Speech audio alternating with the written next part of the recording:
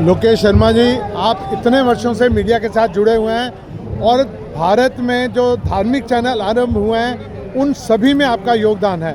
तो आप आज इस दिव्य कुंभ में जो 144 वर्षों के बाद आया है उसके बारे में आपकी क्या राय है, संतों के बारे में और जो कार्यक्रम हुआ उसके बारे में बताएं। दिव्य कुंभ प्रयागराज महाकुंभ विक्रमी संवत 2081 जिसमें हम लोग आज हैं माघ मास में।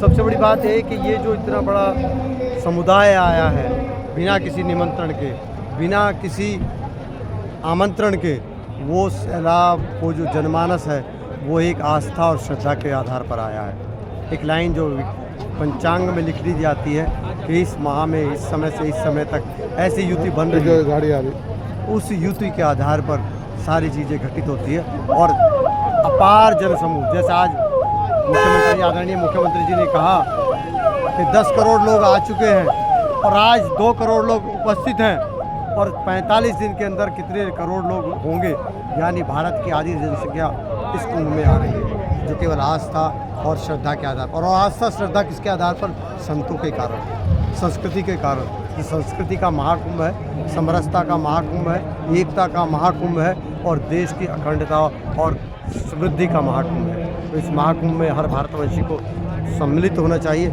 आना चाहिए। वस्तुतः तो यह महाकुंभ का औचित्य क्या है, क्यों है, मैं बताना चाहूँगा। ये सारा ज्योतिषीय गणना के आधार पर है।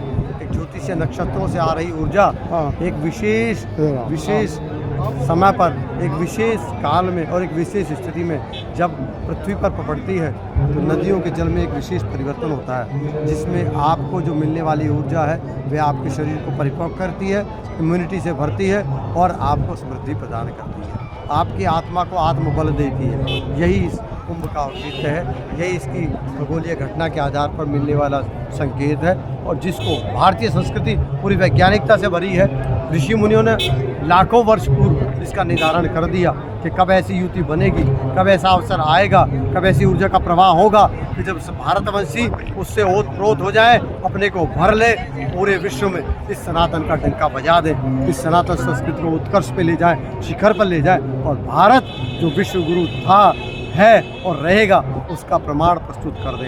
यही इस महाकुंभ का औचित्य है, यही इस महाकुंभ का उद्देश्य है। बहुत सुंदर। एक बात पूछना चाहता हूँ, पहला कुंभ आपने कब अटेंड किया था?